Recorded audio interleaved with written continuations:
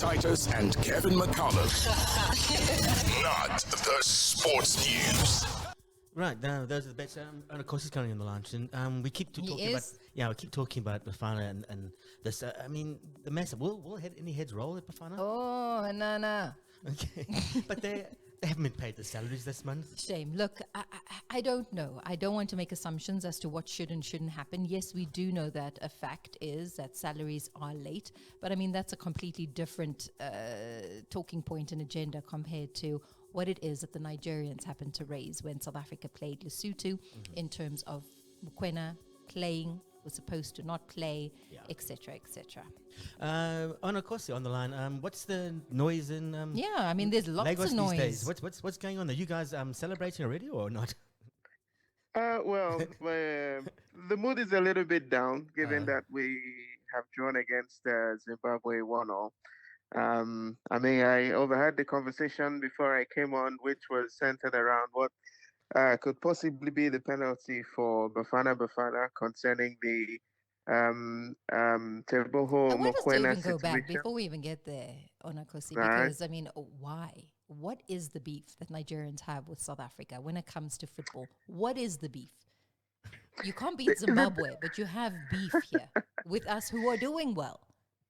It's incredible, really, because geographically we're many, many miles apart. But every time we come up against each other in football, it's like it's a derby of sorts. So it's two big nations of Africa, and I dare say that South Africa over the last couple of years have really caught up with Nigeria, who look upon itself as a more traditional, more of a legacy big nations of Africa when it comes to football. So the rivalry has been heating up for quite a while, and it isn't abating as far as the facts of today suggests. Yeah, but just play football and win, right? I mean, against Zimbabwe, it was a sure win, possibly, the way I looked at it, for Nigeria, if it is that you guys are still the powerhouse that you say you are in football. Yeah, that's the way we look at things, and perhaps historically that has been the case. But football has grown across the continent. Teams like Cameroon, Nigeria, Ghana obviously cannot have it the way they used to have it before. So you have teams like Lesotho coming to Nigeria, drawing 1-1. We have now been unable to beat Zimbabwe over 2 legs in the World Cup qualifiers. We even lost to Rwanda, the Africa Cup of Nations qualifiers, even though it was a dead rubber game because we had fulfilled the objective at the time. But the gap is no longer as wide as it used to be for countries like Nigeria when it comes to other nations of Africa that you would look upon as minnows of the continent's football landscape. I don't think you had a team as great as you did when Stephen Keshi was in charge, in my opinion. In some aspects, with that team, there was a bit more of leadership. Joseph Yobo was there. Goalkeeper was Vincent Enyama.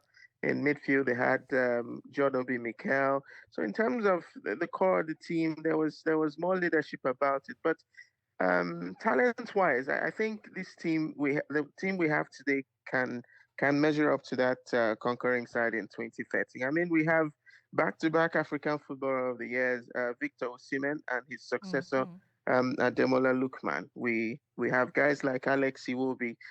We have people like Ola Aina, Wilfred Ndidi. We have a lot of guys. And with all those guys, you still can't beat Zimbabwe? Yeah, it's unfortunate. It's one of the mysteries of the world. I have to say. Yeah, it's the eighth wonder of the world. But taking you back to your thoughts, I mean, why are Nigerians so hell-bent on a situation that happened with Teboho Mokoena when Lesotho played? And Lesotho aren't even as hell-bent as the Nigerians. Yeah, because first of all, it's fair in love and war. The objective is that automatic qualification ticket from Group C. Now, with all due respect to Zimbabwe, Lesotho, Rwanda, when the draw was made, many of the observers were looking at two teams as the core contenders for that ticket, and that's Nigeria and South Africa. So and that's the reason why. I mean, we have started our qualification campaign quite poorly.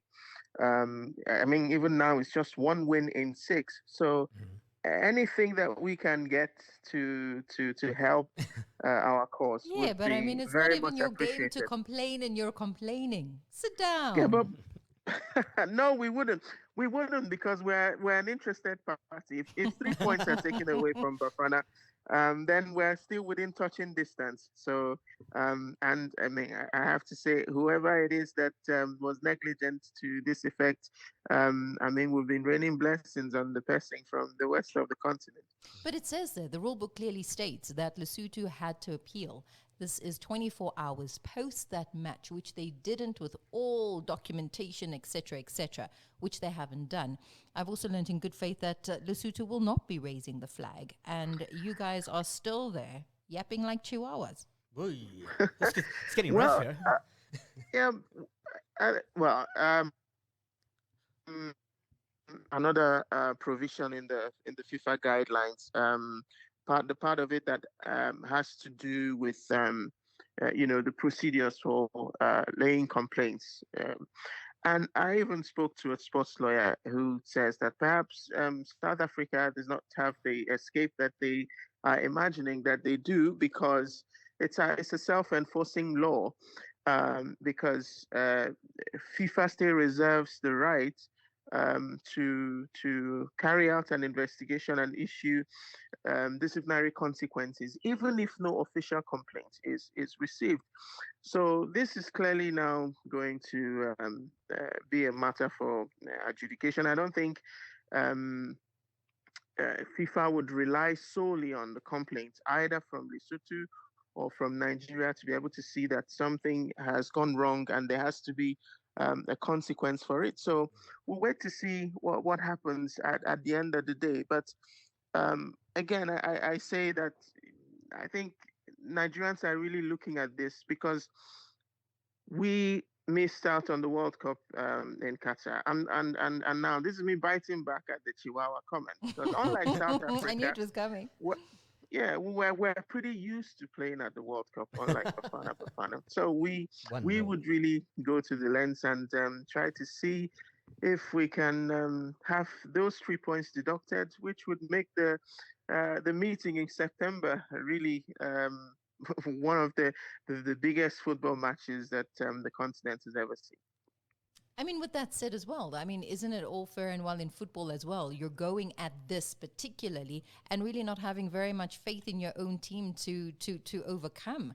So you do not have faith in your team and what it is that they can or possibly do. You're more hell-bent on, deduct points from South Africa so that we get ahead. Well, it's not how you start, it's how you finish. Isn't that what they say?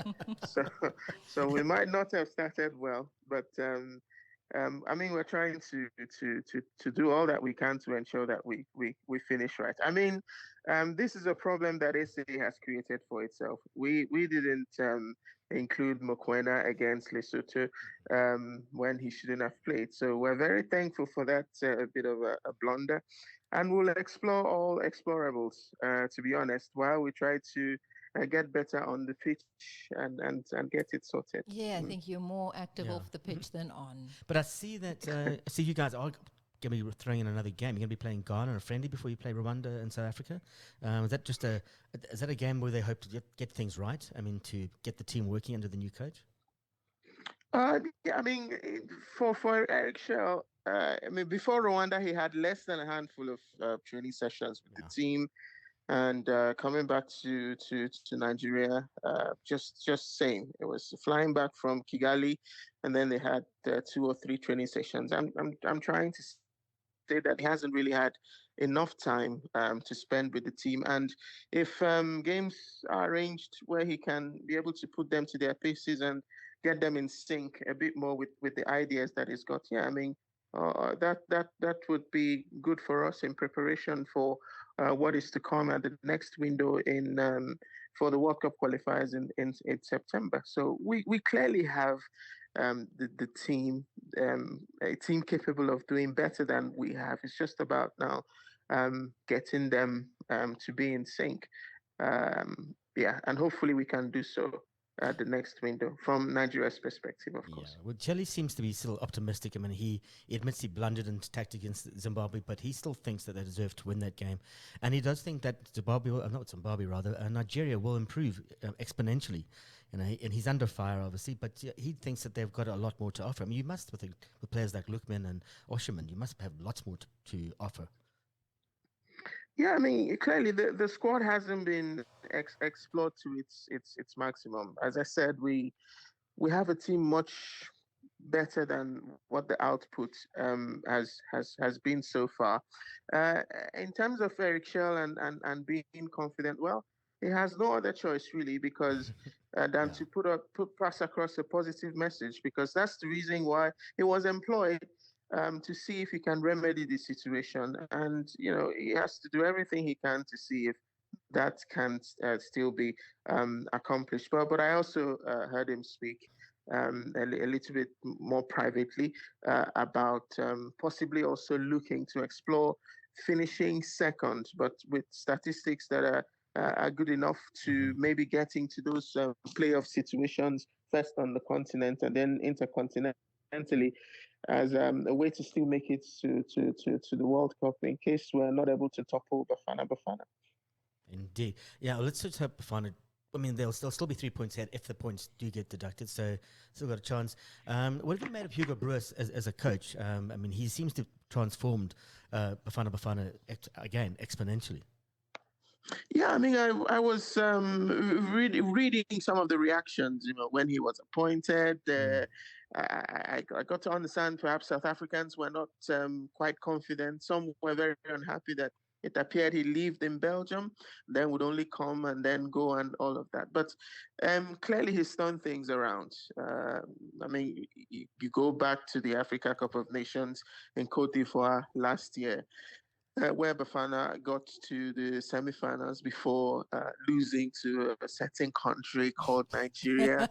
I know. So I think he's done pretty well. I mean, rivalry aside, it's pretty impressive what he has done with South Africa, especially with the core of the team being derived from players in the PSL. So in the DStv Premiership, I think, as you call it. Betway Prem now, yeah. So I mean, very, very impressive. Very, very impressive. I was there to watch Bafana play here in Nigeria. I have a bit of a score to settle because someone denied me a selfie with Pesitao. I had mentioned it before. She was very strict. Sorry for you.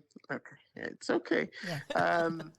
But I mean, again, very impressive what Hugo Broos has done, and the way he has gone about doing it too, because I think he understands that African football is very physically demanding, but to fine tune his team in a way that the technicality of the team kind of like bypasses its physical constraints per se. Brilliant from the Belgian. He's been super for Bafana Bafana. Onah Kosi, thank you so much. Thank you for chatting. May the best team win. Obviously, this won't be the last of this particular chat. We'll keep having it, especially as things unfold and the Nigerians make more noise. If I can say this, I was just looking at the dictionary and best team, the synonym for best team happens to be Nigeria. On that note, goodbye. It's not. It's South Africa. He wins that one. But yeah, phenomenal coach Hugo Broos. And a phenomenal coach in a weird situation. It's not what he wanted, but let's see Look, guys, I mean, can we just let bygones be bygones? Yeah. This story really irritates me badly. Just rubs me up the wrong way. Cool. Back tomorrow. Bye-bye. Not the sports news.